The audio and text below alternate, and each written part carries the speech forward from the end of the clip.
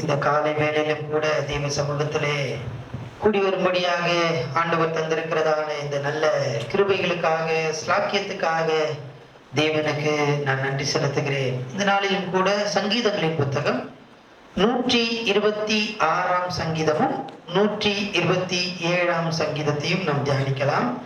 சங்கீதங்களின் புத்தகம் 126 சங்கீதம் 127 சங்கீதம். சீயோனின் சிறையிருப்பை கர்த்தர் திருப்பும் போது சொப்பனம் காண்கிறவர் போல் இருந்தோம். அப்பொழுது நம்முடைய வாய் நகைப்பினாலும் நம்முடைய நாவு ஆனந்த சத்தத்தினாலும் நினைத்திருந்தது. அப்பொழுது கர்த்தர் இவர்களுக்கு பெரிய காரியங்களை செய்தார் என்று புறஜாதிகளுக்குள்ளே சொல்லிக் கொண்டார்கள். கர்த்தர் நமக்கு பெரிய காரியங்களை செய்தார், இது நிமித்தம் நாம் மகிழ்ந்திருப்போம். கர்த்தாவே கண்ணீரோடு விதைக்கிறவர்கள் கம்பீரத்தோடு அறுப்பார்கள். அள்ளி தூரும் விதையை சுமக்கிறவன் அழுது போகிறான், ஆனாலும் தன் அடுத்த அடிகளை சுமந்து கொண்டு கம்பீரத்தோடு திருப்பி வருவான். கர்த்தர் வீட்டை கட்டாராகில் அதை கட்டுகிறவருடைய பிரயாசம் விருதா. கர்த்தர் நகரத்தை காவாராகி காவலாளர் விழித்திருக்கிறது விருதா. நீங்கள் அதிகாலையில் எழுந்து நேரப்பட வேலையிலே தரித்து வருத்தத்தின் அப்பத்தை சாப்பிடுகிறதும் விருதா.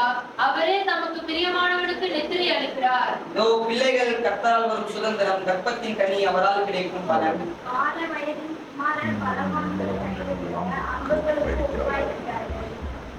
அவைகளால் தன் அம்பார தூணியை நிரப்பின புருஷன் பாக்கியவான்.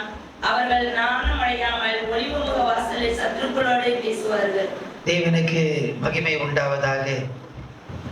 இந்த 126 சங்கீதம் 127 சங்கீதம் ஆரோகண சங்கீதம் என்று அழைக்கப்படுகிறதை நாம் பார்க்கிறோம். இந்த 126 சங்கீதத்தை யார் எழுதினார்கள் அல்லது யார் பாடினார்கள் என்று நமக்கு தெரியாது. ஆனால் இந்த 127 சங்கீதத்தை சாலமோன் எழுதினார். சாலமோனுடைய பாட்டாகிய ஆரோகண சங்கீதம் என்று இங்கே நாம் பார்க்கிறோம். இந்த 2 சங்கீதத்திலே 2 சங்கீதமும் 2 பிரிவுகளாக இருக்கிறதை பார்க்கிறோம். முதல் 126 சங்கீதத்திலே முதல் பிரிவிலே ஒரு காரியத்தை குறித்து சொல்லப்படுகிறது. அது என்னவென்றால், ஆண்டவர் சிறையிருப்பை திருப்பினார். ஆண்டவர் சிறையிருப்பை திருப்பினார். ஆண்டவர் எங்களுக்கு பெரிய காரியங்களை செய்தார் என்று பார்க்கிறோம். வாசிக்கலாம். முதலாம் வசனம். சீயோனின் சிறையிருப்பை கர்த்தர் திருப்பும் போது சொப்பனம் காண்கிறவர் போல் இருந்தோம். மூன்றாம் வசனம். கர்த்தர் நமக்கு பெரிய காரியங்களை செய்தார், இது நிமித்தம் நாம் மகிழ்ந்திருக்கிறோம். ஆண்டவர் நம்முடைய சிறையிருப்பை, இஸ்ரவேலருடைய சிறையிருப்பை திருப்பினார். இந்த சிறையிருப்பை திருப்புவதன் மூலமாக அவர்களுக்கு ஏற்பட்ட காரியம் என்னவென்றால், அவர்கள் மகிழ்ந்திருந்தார்கள் என்று பார்க்கிறோம். அது மட்டுமல்ல, அவர்கள் வாய் நகைப்பினாலும் அவருடைய நாவு ஆனந்த சத்தத்தினாலும் நிறைந்தது என்று நாம் பார்க்கிறோம். ஆண்டவர் அவர்களுடைய சிறையிருப்பை திருப்பினார். அதனாலே அவர்கள் மகிழ்ந்திருந்தார்கள். அவர்கள் மட்டும் மகிழ்ந்தில்லை, அதை பார்த்ததான 2ஆம் வசனத்தை வாசிக்கலாம். 2ஆம் வசனத்துடைய கடைசி பகுதி. அப்பொழுது நம்முடைய வாய் நகைப்பினாலும் நம்முடைய நாவு ஆனந்த சத்தத்தினாலும் நிறைந்திருந்தது. அப்பொழுது கர்த்தர் இவர்களுக்கு பெரிய காரியங்களை செய்தார் என்று புறஜாதிகளுக்குள்ளே சொல்லிக் கொண்டார்கள். புறஜாதிகளுக்குள்ளே சொல்லிக் கொண்டார்கள். இவர்கள் மகிழ்ந்தது மாத்திரமல்ல, இதை கண்டதான மற்ற ஜனங்களும் மற்றவர்களும், ஆண்டவர் இவர்களுக்குள்ளே இருக்கிறார், ஆண்டவர் பெரியவர், ஆண்டவர் பெரிய காரியங்களை இவர்களுக்கு செய்கிறார் என்று மற்றவர்களும் என்ன பண்ணாங்க, சொன்னார்கள் என்று நம்ம இங்கே பார்க்கிறோம். ஆண்டவர் சிறையிருப்பை திருப்பினார். இந்த 127 சங்கீதத்தினுடைய முதல் பகுதியிலே ஆண்டவர் என்ன செய்கிறார் என்று நாம் பார்ப்போமே. ஆனால் ஆண்டவர் வீட்டை கட்டுகிறார். வாசிக்கலாம். கர்த்தர் வீட்டை கட்டாராகில் அதை கட்டுகிறவர்களின் பிரயாசம் விருதா. கர்த்தர் நகரத்தை காவாராகில் காவலாளர் விழித்திருக்கிறது விருதா. ஆமென். இந்த சங்கீதத்தை பாடினவர் அல்லது இந்த சங்கீதத்தை எழுதினவர் சாலமோன் என்று பார்க்கிறோம். சாலமோன் தன்னுடைய வாழ்நாளிலே அநேக காரியங்களை அவர் கட்டினார். ஒரு பெரிய ஒரு அரண்மனையை அவர் கட்டினார். தேவனுடைய ஆலயத்தை அவர் கட்டினார். அது மட்டுமல்லாமல் அநேக காரியங்கள் அவரால் கட்டப்பட்டதான காரியங்கள் வேதத்திலே சொல்லப்பட்டிருக்கு. அவருக்கு அநேக அனுபவங்கள் உண்டு கட்டுமான பணியில. அப்படி எல்லாம் அந்த கட்டுமான பணியில அனுபவம் வாய்ந்ததான அந்த நபர் சொல்றாரு, என்னால கட்ட முடியாதுங்க, கர்த்தர் கட்டினாதான் வீட்டை கட்ட முடியும். ஹல்லேலூயா. இந்த 2 சங்கீதத்தினுடைய முதல் பகுதியிலே ஆண்டவர் செய்கிறார், சிறையிருப்பை ஆண்டவர் திருப்புகிறார். ஆண்டவர் சிறையிருப்பை திருப்புகிறார். ஆண்டவர் பெரிய காரியங்களை செய்கிறார். இங்கே பார்க்கிறோம், ஆண்டவர் வீட்டை கட்டுகிறார். எனக்கு பல அனுபவங்கள் இருக்கிறது. நான் வீட்டை கட்டியிருக்கிறேன், அரண்மனையை கட்டியிருக்கிறேன், கால்வாய்களை கட்டியிருக்கிறேன், பல அனுபவங்கள், பண்டக சாலைகளை கட்டியிருக்கிறேன். இப்படி பல அனுபவங்கள் எனக்கு இருந்தாலும் ஆண்டவரே நீங்க தான் ஆண்டவரே கட்டுறீங்க. நீங்க இல்லைன்னா என்னோட வாழ்க்கை ஒன்றுமே இல்லை. இந்த 2 சங்கீதத்திலையும் ஆண்டவர் சிறையிருப்பை திருப்பினார். ஆண்டவர் பெரிய காரியங்களை செய்தார். ஆண்டவர் கட்டினார். இதை எப்படி ஆண்டவர் செய்தார்? எப்படி ஆண்டவர் சிறையிருப்பை திருப்பினார்? ஆண்டவர் பெரிய காரியங்களை செய்தார். ஆண்டவர் வீட்டை கட்டுகிறார். எப்படி இதை செய்கிறார் என்றால் 126ஆம் சங்கீதத்துடைய முதல் வசனம், சீயோனின் சிறையிருப்பை கர்த்தர் திருப்பும்போது சொப்பனம் காண்கிறவர்கள் போல் சொப்பனம் காண்கிறவர்கள் போல் இருந்தோம். சொப்பனம் காண்கிறவர்கள் போல் இருந்தோம். 127ஆம் சங்கீதத்துடைய 2ஆம் வசனம், கர்த்தர் நகரத்தை காவாராகில் 2ஆம் வசனம், நீங்கள் அதிகாலையில் எழுந்து நேரப்பட வேலையிலே தரித்து வருத்தத்தின் அப்பத்தை சாப்பிடுகிறதும் இருதா. அவரே தமக்கு பிரியமானவனுக்கு நித்திரை அளிக்கிறார். ஆண்டவர் சிறையிருப்பை திருப்புகிறார். ஆண்டவர் பெரிய காரியங்களை செய்கிறார். ஆண்டவர் வீட்டை கட்டுகிறார். இதெல்லாம் எப்படி செய்கிறார் அப்படின்னு சொன்னா, எப்படி செய்தாரா? சொப்பனம் காண்கிறது போல. சொப்பனம் இரவிலே இந்த சம்பவமான 126ஆம் சங்கீதமானது எசேக்கியா ராஜாவினுடைய நாட்களில் நடந்ததான சம்பவம். அதன் அடிப்படையில் எழுதப்பட்டதான சங்கீதம். எசேக்கியா ராஜாவினுடைய நாட்களில் ஒரு தூதன் வந்து 1,85,000 பேரை அவர் என்ன பண்ற வெட்டி சாய்க்கிறார். அது நடந்ததான சம்பவம் இரவு நேரத்தில்.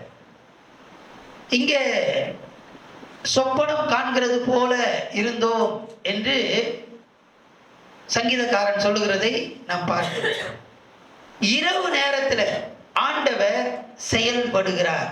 இங்க பார்த்தோம்னு சொன்னா 127ல அவரே தமக்கு பிரியமானவனுக்கு நித்திரை அளிக்கிறார் அப்படின்னு சொல்லி போடப்பட்டிருக்கு. ஆனா ஒரு மொழிபெயர்ப்புல என்ன போட்டிருக்கு அப்படின்னு சொன்னா, ஆண்டவர் தமக்கு பிரியமானவனுக்கு நித்திரையில் அளிக்கிறார் என்று போடப்பட்டிருக்கிறது. நித்திரையில், அதாவது அவன் தூங்கிட்டு இருப்பான். தூங்கிட்டு இருக்கும்போது நித்திரையில் என்ன பண்றாரு? அளிக்கிறார் என்று ஆங்கில மொழிபெயர்ப்பு ஒரு மொழிபெயர்ப்புல சொல்லப்பட்டிருக்கிறது.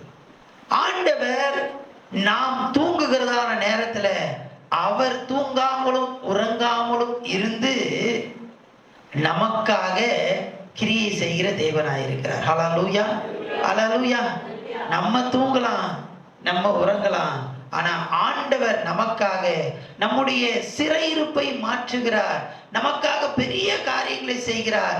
நம்முடைய வீட்டை அவர் கட்டுகிறார். நம்முடைய நகரத்தை அவர் காக்கிறார். இதெல்லாம் செய்கிறார். எப்படின்னு சொன்னா, அவர் தூங்காமலும் உறங்காமலும் நம்ம தூங்குகிறதான நேரத்துல அவர் எல்லா வேலையும் என்ன பண்றார்?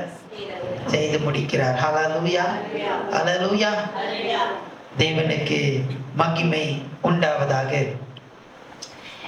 இப்போ இந்த சங்கீதத்தினுடைய முதல் பகுதி ஆண்டவர் செய்கிறார். ஆண்டவர் எப்படி செய்கிறார் என்று நாம் பார்த்தோம். இந்த 2 சங்கீதத்தினுடைய பின்பகுதியிலே நாம் பார்ப்போமே. ஆனால் அடுத்த பகுதியிலே வாசிக்கலாம். 126ஆம் சங்கீதத்தினுடைய 4ஆம் வசனம். கர்த்தாவே, தெற்கத்தில் வெள்ளங்களை திருப்புவது போல எங்கள் சிறையிருப்பை திருப்பும். எங்கள் சிறையிருப்பை திருப்பும் திருப்பும் என்று அவர்கள் கேட்கிறார். முதல் பகுதியிலே ஆண்டவர் சிறையிருப்பை திருப்பினார். இப்பொழுது அவர்கள் கேட்கிறதான காரியம், ஆண்டவரே எங்கள் சிறையிருப்பை, இது எதற்காக அவர்கள் கேட்கிறார்கள் என்றால், ஆண்டவரே எங்களுக்கு ஆசீர்வாதத்தை ஏற்படுத்தும். சிறையிருப்பு மாறிவிட்டது, இப்ப எங்களுக்கு தேவை ஆசீர்வாதம். ஆசீர்வாதம் எங்களுக்கு தேவை. இந்த ஆசீர்வாதத்தை பெற்றுக்கொள்ளும்படியாக அந்த முதல் பகுதியில 4 காரியங்கள் சொல்லப்படுகிறதை நாம் பார்க்கிறோம். 4 காரியங்கள். எப்படி நாம் ஆசீர்வாதத்தை பெற்றுக்கொள்வது? வாசிக்கலாம். 6ஆம் வசனம். 6ஆம் வசனம். விழித்தூவும் விதையை சுமக்கிறவன் அழுது கொண்டு போகிறான். போகிறான் போகிறான்.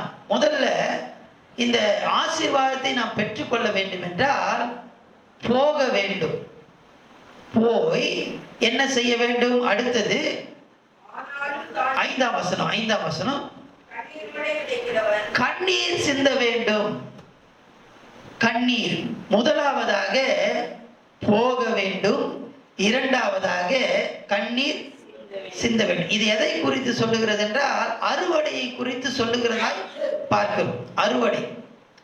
இங்கே அவர்கள் திருப்பும் என்று சொல்லுவது ஆசீர்வாதத்துக்காக அவர்கள் கேட்கிறார்கள்.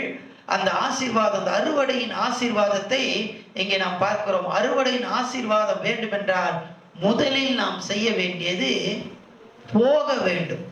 போய் இரண்டாவது கண்ணீர், தண்ணி என்ன பண்ணோம்? ஊற்றணும். தண்ணீர் ஊற்றி, அதாவது கண்ணீர் சிந்தி. மூன்றாவது 6ஆம் வசனம், அள்ளி தூக வேண்டும்.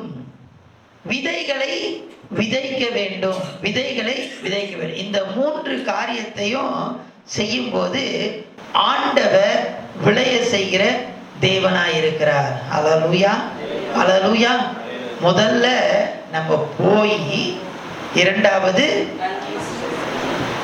கண்ணீர் சிந்தி விதை விதைக்க வேண்டும்.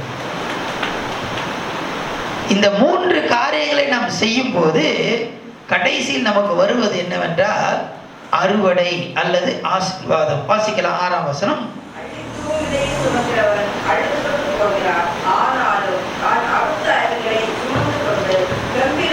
கம்பீரத்தோடே திரும்பி வருவான். ஆண்டவர் அவர்களை ஆசீர்வதிக்கிறார். அப்படி ஆசீர்வதிக்கும் போது அவன் கம்பீரத்தோடு, கம்பீரமான ஒரு ஆசீர்வாதத்தோடு அவன் திரும்பி வருவான், அல்லது ஆசீர்வாதத்தை அவன் பெற்றுக்கொள்வான் என்று நம்ம இங்கே பார்க்கிறோம். ஆண்டவர் சிறையிருப்பை திருப்புகிறார். ஆண்டவர் பெரிய காரியங்களை செய்கிறார். ஆண்டவர் வீட்டை கட்டுகிறார். எப்படி என்றால் அவர் சொப்பனம் காண்பது போல, இரவிலே நாம் எப்படி சொப்பனம் காண்கிறோமோ அது போல இரவிலே நாம் தூங்கும் போதே ஆண்டவர் எல்லாவற்றையும் நம்மை செய்து முடிக்கிறவராய் இருக்கிறார். அடுத்தபடியாக நம் ஆசீர்வாதத்தை சுகந்தரித்துக் கொள்ள வேண்டும் என்றால் ஆண்டவர் ஒரு பகுதியிலே நாம் ஒன்றுமே செய்யாமல் அவர் கிரியை நடப்பிக்கிற தேவனாய் இருக்கிறார். நம்ம தூங்கும் போதே அவர் எல்லாத்தையும் செய்திடுறார். ஆனா இரண்டாவது பகுதி என்னவென்றால் நாம் கிரியை செய்ய வேண்டும். நாம் கிரியை செய்ய வேண்டும். நாம் கிரியை செய்யும் போதுதான் அந்த கம்பீரமான ஒரு அறுவடை, அந்த கம்பீரமான ஒரு ஆசீர்வாதத்தை நாம் பெற்றுக்கொள்ள முடியும். போய் கண்ணீர் சிந்தி விதை விதைக்கும் போது ஆண்டவர் விளைய செய்கிற தேவனாய் இருக்கிறார். அல்லேலூயா, அல்லேலூயா. அதற்கு அடுத்தபடியாக இங்கே 127ஆம் சங்கீதத்தினுடைய அடுத்த பகுதி, பின்பகுதியிலே நாம் பார்ப்போமேனா, இதுல முதல் பகுதியில ஆண்டவர் வீட்டை கட்டுகிறார் என்று நாம் பார்க்கிறோம். அதற்கு அடுத்த பகுதியில ஆண்டவர் குடும்பத்தை கட்டுகிறார். அங்கு வீட்டை குறித்து சொல்லப்படுகிறது. அதற்கு அடுத்த பகுதியிலே 3ஆம் வசனம், 4ஆம் வசனம், 5ஆம் வசனம் எதை சொல்லுகிறது என்றால் குடும்பம். இந்த குடும்பம் கட்டப்பட வேண்டியது அவசியம். இங்கே சொல்லப்படுகிறது. வாசிக்கலாம் 3ஆம் வசனத்தை வாசிக்கலாம். 127:3. இதோ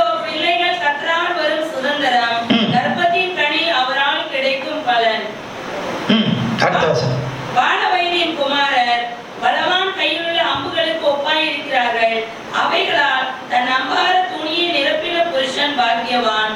அவர்கள் நாணமடையாமல் ஒளிமுக வாசலில் தன் சத்துருக்களோட பேசுவார்கள். இங்கே செயல்பாடுகளை குறித்து சொல்லப்படும். அங்கே ஆசீர்வாதத்தை பெற்றுக்கொள்ள செயல்பட வேண்டும். இங்கே ஆசீர்வாதத்தை, குடும்பம் கட்டப்பட நாம் செயல்பட வேண்டும். என்ன செயல்படணும்னா, பிள்ளைகள் கர்த்தரால் வருகிறதான சுதந்திரமாய் காணப்படுகிறது. இந்த பிள்ளைகளை நாம் கட்டி எழுப்ப வேண்டியது அவசியம். இந்த பிள்ளைகளை ஆண்டவர் நமக்கு சுதந்திரமாய் கொடுத்திருக்கிறார். அதை எப்படி நம்ம கையிலே கொடுத்திருக்கிறார் என்றால், 4ஆம் வசனம், வால வயதின் குமாரர் பலவான் கையில் உள்ள அம்புகளுக்கு ஒப்பாய் இருக்கிறார்கள். நம்முடைய பிள்ளைகள் எல்லாம் பலவான் கையில் இருக்கிறதான அம்புகளாய் இருக்கிறார்கள். பலவான் கையில் இருக்கிறதான அம்பு. இந்த அம்பு, முதலாவதாக இந்த அம்பு ஒரு ஷேப் பண்ணுவாங்க. இந்த அம்பை முதல்ல என்ன பண்ணுவாங்க, எல்லாவற்றையும் எடுத்து அந்த வில்லிலே வைத்து அடித்தால் அது போகாது. அதுக்குன்னு ஒரு ஷேப்பு, முன்னாடி கூர்மையா இருக்கணும், பின்னாடி சின்னதா இருக்கணும். அதுக்கு ஒரு ஷேப் இருக்கு. முதல்ல நம்முடைய பிள்ளைகளை நாம் என்ன செய்ய வேண்டும் என்றால், ஷேப் பண்ணணும். பிள்ளைகளை ஷேப் பண்ணணும். அதற்கு அடுத்தபடியாக அந்த அம்பை ஷார்ப் பண்ணும். நல்ல கூர்மையா, அங்க சொல்லப்பட்டிருக்கிறது, பலவான் கையில் உள்ள அம்புகளுக்கு, ஷார்ப்பான தீட்டப்பட்டதான அந்த அம்புகளுக்கு ஒப்பாய் இருக்கிறார்கள். ஷார்ப் பண்ணணும். மூன்றாவது, அந்த அம்பை என்ன பண்ணணும்னா எய்ய வேண்டும் அல்லது ஷூட் பண்ண வேண்டும். இந்த 3 காரியத்தையும் பிள்ளைகளை வளர்க்கிறதான அந்த காரியங்களில் நம்ம பார்க்க முடியும். முதல் பகுதி, பிள்ளைகள் சிறு பிராயத்தில் இருக்கும்போது அவர்களுக்கு நாம் கற்றுக் கொடுக்க வேண்டியது, அவர்களே ஒரு ஷேப்பா என்ன பண்ணணும், வளர்க்கணும். இரண்டாவதாக அவர்கள் என்ன பண்ணணும், ஷார்ப் பண்ணணும். அவர்களுக்கு ஸ்கூலுக்கு அனுப்புகிறோம், படிப்பு சொல்லித்தரோம், என்ன பண்ணுறாங்க, வாலி பிள்ளைகளா வராங்க. அதற்கு அடுத்தபடியாக வாலி பிள்ளைகளா மாறி அவர்களை நல்ல ஷார்ப் பண்ணதுக்கு அப்புறமா அவங்க என்ன பண்ணணும், ஷூட் பண்ணணும். இன்னைக்கு ஷூட் பண்ணுறது தான் ரொம்ப பிரச்சனையா இருக்கு. நிறைய நேரத்தில் நம்ம என்ன பண்றோம் அப்படின்னா, ஷூட் பண்ணிட்டு அங்க போய் நம்ம நின்னுறோம். இந்த ஷூட் பண்றதுன்றது என்ன அப்படின்னு சொன்னா, கிரவுண்ட்ல விளையாடுவது போல ஒரு கோச் போல இருந்து அவங்கள நடத்த வேண்டியது அவசியம். பிள்ளைகள் ஒரு கோச் இருக்கிறார். கோச் என்ன பண்ணுவார்னா, டெய்லி ப்ராக்டிஸ் என்ன பண்ணுவார், கொடுப்பார். எப்படி பாலை எப்படி பிடிக்கணும், இல்லை எப்படி அதை டிஃபெண்ட் பண்ணணும், எல்லா காரியத்தை அவர் என்ன பண்ணுவார், சொல்லி கொடுப்பார். இப்போ மேட்சுக்கு போயிட்டாங்க, ஷூட் பண்ணியாச்சு. இப்போ எங்கே இருக்கிறாங்க, கிரவுண்டில் இருக்கிறாங்க. இப்போ விளையாடிட்டே இருக்கிறான், ஏதோ ஒரு தப்பு பண்ணுறான். உடனே கோச் அங்கேருந்து பார்த்துட்டே இருக்கார். நேராக கிரவுண்டுள்ள ஓடுவாரா? முடியாது. எங்கே தான் நிற்கணும், கிரவுண்டுக்கு வெளியில நின்று அவங்க என்ன தப்பு பண்றாங்கன்னு பார்த்துட்டே தான் இருப்பார். என்னதான் தப்பு பண்ணாலும் கிட்ட போக. அது போலதான் நம்முடைய பிள்ளைகளை ஷூட் பண்ணிட்டு அது எப்படி நடக்குது அப்படின்னு என்ன பண்ணோம் பார்க்கணும். இன்னைக்கு நிறைய நேரத்தில் என்ன பண்றோம்னா, உடனே நம்மளும் என்ன பண்ணணும், கூட பிள்ளைங்க கூடவே ஓடி போயிடும். இங்கே 2வது பகுதியில இந்த சங்கீதத்தில் நாம் பார்க்கிறதான காரியம் என்னவென்றால், நாம் செயல்பட வேண்டும். ஆண்டவர் வீட்டை கட்டுகிறார், ஆண்டவர் குடும்பத்தை ஏற்படுத்துகிறார். இந்த குடும்பத்துல பிள்ளைகள் முக்கியமானவர்கள், அடுத்த தலைமுறை முக்கியம். இந்த அடுத்த தலைமுறையை நாம் கொண்டு வருவது, ஆண்டவருக்குள்ளாக கொண்டு வருவது மிக மிக அவசியம். அதற்கு நாம் செயல்பட வேண்டும். அந்த பிள்ளைகளை நாம் ஷேப் பண்ணணும், அந்த பிள்ளைகளை நம்ம ஷார்ப் பண்ணணும். அந்த பிள்ளைகளை சரியான நேரத்துல சரியான இடத்துல அனுப்ப வேண்டியது அவசியமா இருக்கிறது. ஹல்லேலூயா. 126ஆம் சங்கீதத்துல ஆண்டவர் சிறையிருப்பை திருப்பினார், ஆண்டவர் பெரிய காரியங்களை செய்தார், ஆண்டவர் ஆசீர்வதிக்கிற தேவனா இருக்க. ஆண்டவர் செய்தார். அந்த ஆசீர்வாதங்களை நாம் பெற்றுக்கொள்ள வேண்டும் என்றால், அந்த ஆவிக்குரிய ஆசீர்வாதம், ஆத்தும அறுவடை நமக்கு தேவை என்றால், நாம் போய் கண்ணீர் சிந்தி விதை விதைக்க வேண்டும். அப்பொழுது கம்பீரமான ஆத்தும அறுவடையை நாம் பெற்றுக்கொள்வோம். இங்கே பார்க்கிறோம், ஆண்டவர் நமக்காக கிரியை செய்கிறார். குடும்பத்துல நம்முடைய பிள்ளைகளை நாம் அடுத்த தலைமுறைக்கு இயேசுவை, தேவனை நாம் பிரதிபலித்து காண்பித்து அவர்களை வளர்க்க வேண்டியது அவசியமாயிருக்கிறது. ஹல்லேலூயா. ஆண்டவர் கிரியை செய்கிறார், நான் கிரியை செய்ய வேண்டும். ஆண்டவர் எனக்காக கிரியை செய்கிறார். நான் என்ன செய்யறேன் அப்படின்னு சொன்னா, நான் சமுதாயத்துல ஆண்டவருக்காக ஆத்துமாக்களை சம்பாதிக்கிறேன்.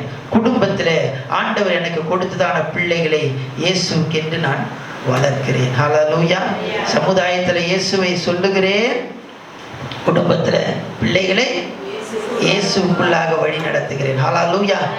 ஆண்டவர் எனக்காக கிரியை செய்கிறார், நான் என்ன செய்கிறேன்? இங்க 2 சங்கீதமும் ஒரே விதமான கருத்துக்களை சொல்லுகிறது. ஒன்று, ஆண்டவர் சிறையிருப்பை திருப்புகிறார். ஆண்டவர் எனக்காக பெரிய காரியங்களை செய்கிறார். ஆண்டவர் எனக்காக ஒரு வீட்டை கட்டுகிறார். ஆண்டவர் எல்லாம் செய்கிறார். நான் எந்த பிரயாசமும் எடுக்கல. எனக்கு அனுபவங்கள் இருக்கலாம், ஆனா ஆண்டவர் நித்திரையிலேயே அதை செய்து முடிக்கிறார்.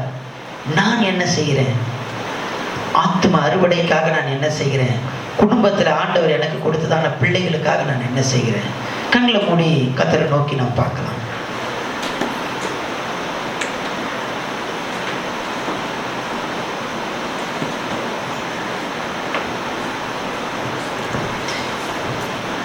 ஆண்டவரே, நீர் எங்களுக்காக செய்கிறீர்.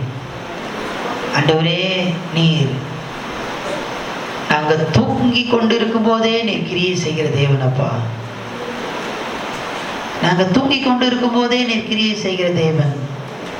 ஹல்லேலூயா, ஹல்லேலூயா, ஹல்லேலூயா, ஹல்லேலூயா.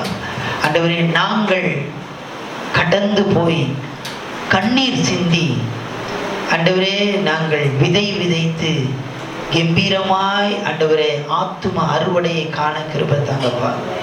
அது மட்டுமல்லப்பா, நீர் எங்கள் கையிலே கொடுத்ததான பிள்ளைகளை எங்கள் குடும்பத்தில் நாங்கள் கட்டி எழுப்ப கர்த்தர் நீர் எங்களுக்கு உதவி செய்தருளும்படியாக கேட்கிறோமே. ஹல்லேலூயா, ஹல்லேலூயா, ஹல்லேலூயா, ஹல்லேலூயா. ஸ்தோத்திரம், ஸ்தோத்திரம், ஸ்தோத்திரம், ஸ்தோத்திரம், ஸ்தோத்திரம், ஸ்தோத்திரம், ஸ்தோத்திரம், ஸ்தோத்திரம், ஸ்தோத்திரம். ஹல்லேலூயா, ஹல்லேலூயா. ஸ்தோத்திரம் ஆண்டவரே, உம்மை துதிக்கிறோம், உம்மை துதிக்கிறோம், உம்மை துதிக்கிறோம், உம்மை துதிக்கிறோம். ஸ்தோத்திரம், ஸ்தோத்திரம், ஸ்தோத்திரம். பரலோக பிதாவே, உம்மை துதிக்கிறோம் அப்பா. நீர் எங்களுக்காக கிரியை செய்கிற தேவன்.